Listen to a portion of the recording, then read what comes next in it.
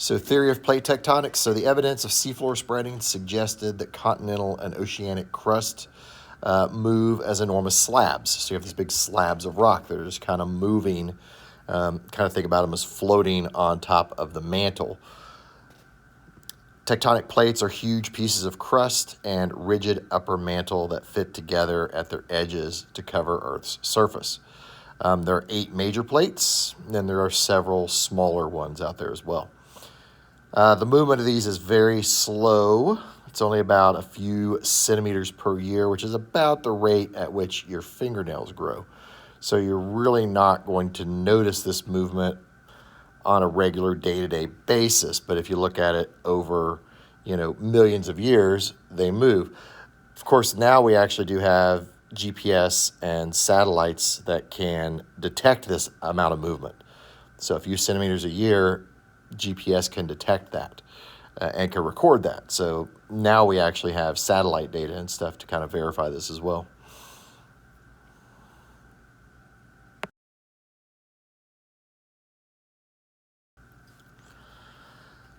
So plate tectonics is the theory that describes how tectonic plates move.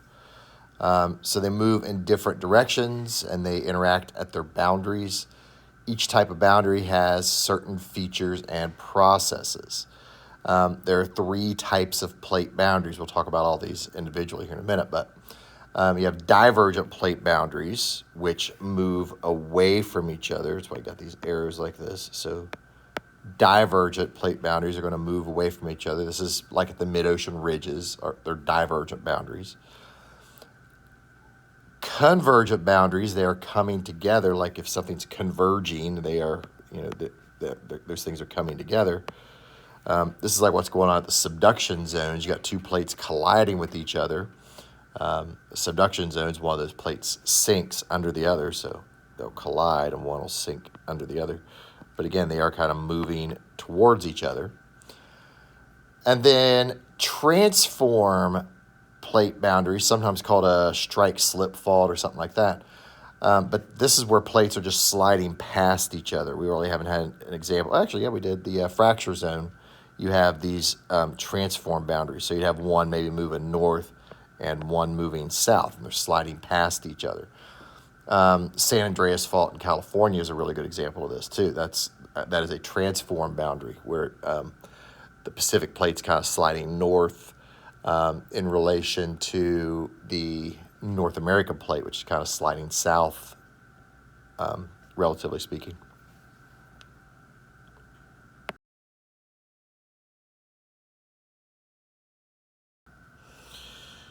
Okay, so this is just a map of some of these tectonic plates because we said there were like 8 major plates and some minor plates. The arrows are kind of showing which direction they are moving. But you've got the North American plate, one of your major plates, the Eurasian plate, the Pacific plate, this Indo-Australian plate, the Antarctic plate, South American plate, African plate. How many is that? 1, 2, 3, 4, 5, 6, 7. Probably the Nazca plate is the other ones, count as a major plate. But it's kind of hard to decide exactly which ones are the major, which ones aren't. But there are others that are named there as well. But really, you kind of think about one associated with each continent, and then there is the one big one associated with the Pacific Ocean. So, but you kind of see where some of these are moving apart, like all of this right through. That's a bad color for that. Let's just do this. So all this right through here, this is the Mid-Atlantic Ridge. So these are moving apart from each other. So that's a divergent boundary. Those plates are moving away from each other. Compared to something like right here, you have the Nazca plate that is basically going under South America. This is where you'd have that Chilean trench we talked about. There's a subduction zone right there. Because you have this oceanic plate that is basically going underneath South America here. Even though this is also the East Pacific Rise here, this is a divergent boundary again. These are moving away from each other, but the problem is this is moving away, but it's also going under South America. Eventually, this plate would just be gone. South America would basically kind of converge with that. But anyway, it gives you an idea of where some of these are. And then some of the ones that aren't really labeled with arrows, they would be more like some of your transform faults and stuff like a lot of this right up through here along the west coast of the U.S. There's some subduction going on here, but a lot of this is kind of sliding too, so it's not necessarily converging or diverging. They're just sliding past each other there.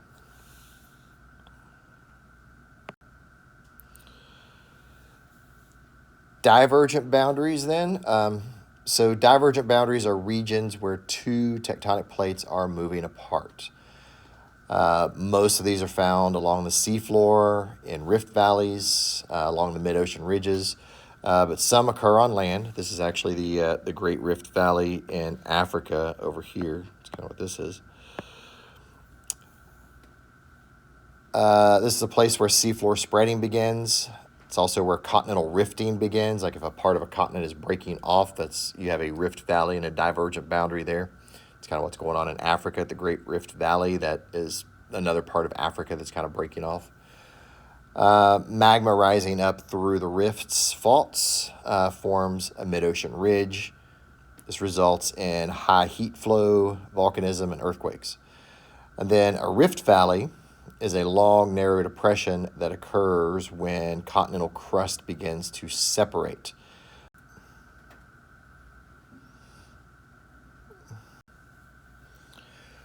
Convergent boundaries. So a convergent boundary is where two tectonic plates are moving towards each other. There are three types of convergent boundaries classified by the two types of crust involved. We'll talk about those here in a minute, but the two types of crust involved, you have oceanic crust and you have continental crust. Now, oceanic crust is mostly basalt, which has a lot of iron and magnesium in it. So it's dense. It's also usually thinner than continental crust. So oceanic crust tends to be thinner. It's mostly basalt. It's high in iron, high in magnesium, and it's also denser than continental crust. Continental crust is composed mostly of feldspar and quartz. Sort of like the granite down here. There's a lot of feldspar and quartz and granite. Basalt's kind of up here on the top. But since there's a lot of feldspar and quartz, those are less dense minerals. So continental crust tends to be less dense, also tends to be thicker. So we could say, we'll add this to it. So the oceanic crust is thinner, the continental crust also tends to be thicker. And then subduction is a process when a denser plate, oceanic crust, descends below a less dense plate when the two plates collide. So if you have oceanic crust collide with continental crust, the oceanic crust is always going to be subducted. It's kind of a toss-up if you have two pieces of oceanic crust come together. One will be subducted, one won't, but at some point in the past, they had to kind of decide which one was going to sink and which one wasn't.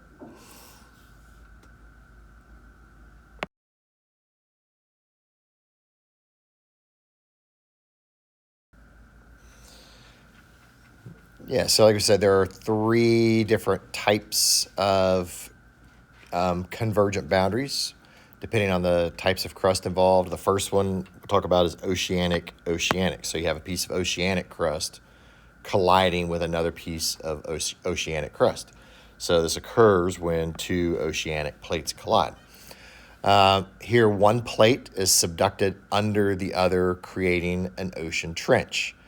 It's basically what's called the Mariana Trench, because there's not a continental plate involved. It's actually two pieces of oceanic crust. And which one gets subducted? Again, that was just at some point in the past, one got subducted, the other didn't, and the one that started getting subducted is the one that's kind of continued to be subducted.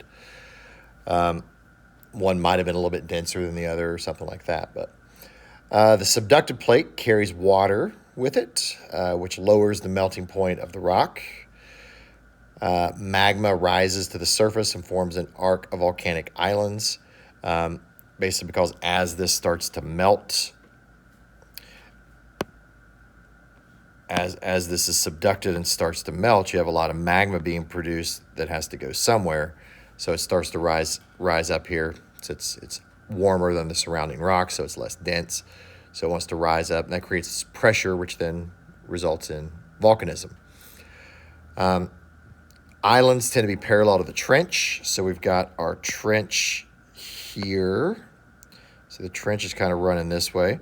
Well, the islands are kind of parallel to that. Okay.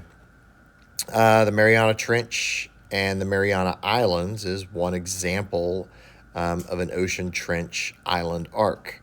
I think the Aleutian Islands in Alaska are also the same kind of thing. You have a trench and an island arc there. Could be wrong, but I think that's the same thing. But what you tend to get is an arc of volcanic islands, and you get an ocean trench.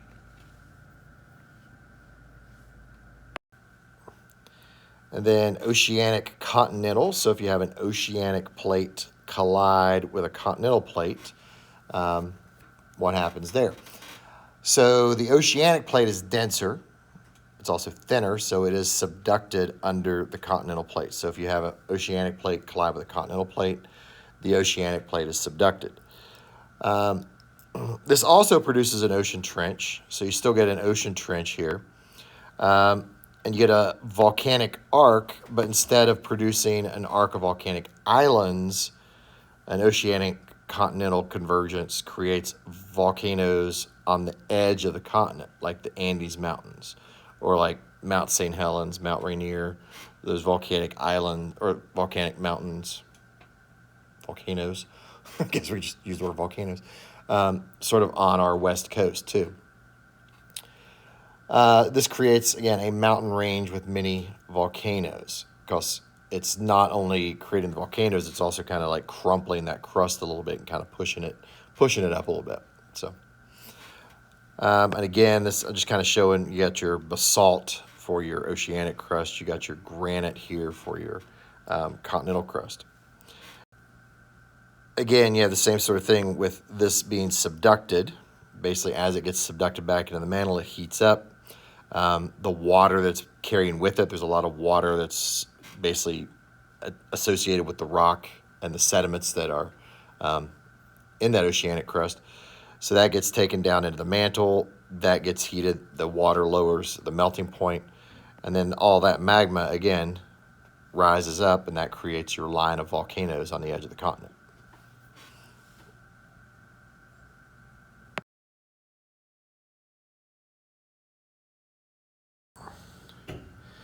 So continental convergence. So this occurs when two continental plates collide. Occurs long after the oceanic plate is converged with a continental plate, because remember the continental plate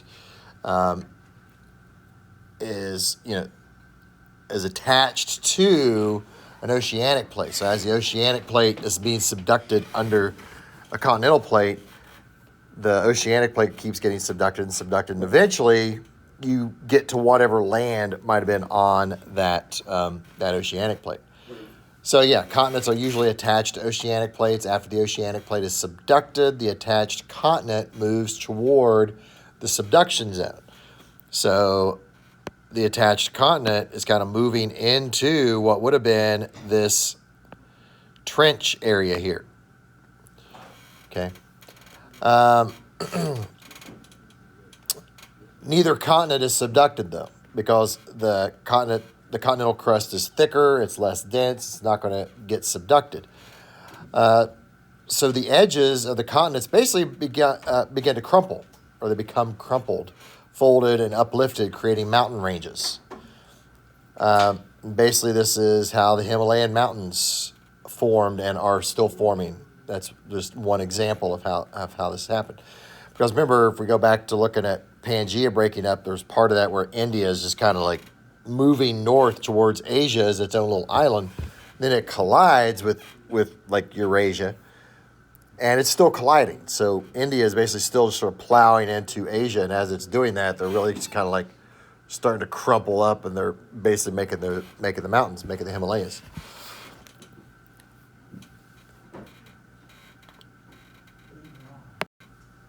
So transform boundaries. So a transform boundary is a region where two plates slide horizontally past each other. So they're basically just sliding past each other here. It's kind of named for the way Earth's crust changes or transforms its relative direction and velocity from one side of the boundary to the other. If you're on one side, for example, like the arrow up and down arrows there, if you're on one side, you'd be moving north.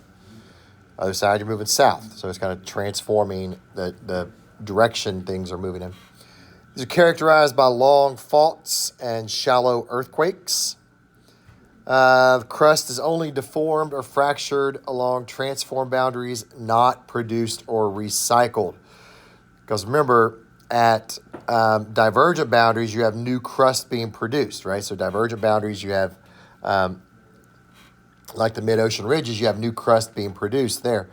At convergent boundaries, crust is being recycled. So there's subduction going on there a lot of times, unless you have two continental plates coming together. But there's subduction going on. You have recycling of material. At transform boundaries, though, these two plates are just sliding past each other. Okay, so there's nothing really being produced or recycled there. It's just being deformed and fractured. So.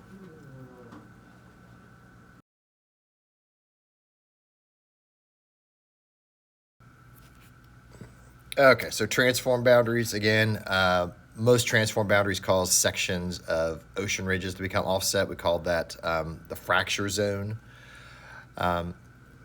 where you have, the two plates are separating from each other, but some parts of it are moving a little faster than others, maybe. So you got these transform faults that are in little sections of it. So if you had, say, your mid-ocean ridge like this, you may have a spot here that's moving a little bit faster than a spot here. What you end up with then is sort of an area between that where you have a transform boundary. One's moving faster than the other, sliding a little further, a little faster. But transform boundaries also occur on continents. The San Andreas Fault is probably the best known example. So well known as a video game, Grand Theft Auto. But this separates southwestern California from the rest of the state. This is the whole joke about let California fall in the ocean or whatever. It's like, well, it's not really going to fall in the ocean. It's just part of it sliding a little further north than the rest of it. The San Andreas Fault is responsible for many of the earthquakes that strike California. So a lot of the earthquakes in California are because of the San Andreas Fault and the rest of the fault system that it's associated with. Also, offset railroad tracks, roads, fences, and creeks are signs of transform faults. Again, if you have a creek, don't know why I'm picking red for a creek here, because I don't have blue handy. There we go, blue. So if you had a creek like this and it hit a fault, if the fault line is running right through here, and this side of it's moving this way and this side of it's moving this way, that would cause that stream to become offset. Same thing happens with fences, roads, railroads, etc. Anything that's kind of built straight across a fault line would eventually have something like this happen to it. Just streams have been there longer, so they're easier to see. They also kind of just reorient themselves. Like roads, they break, you gotta fix them. So.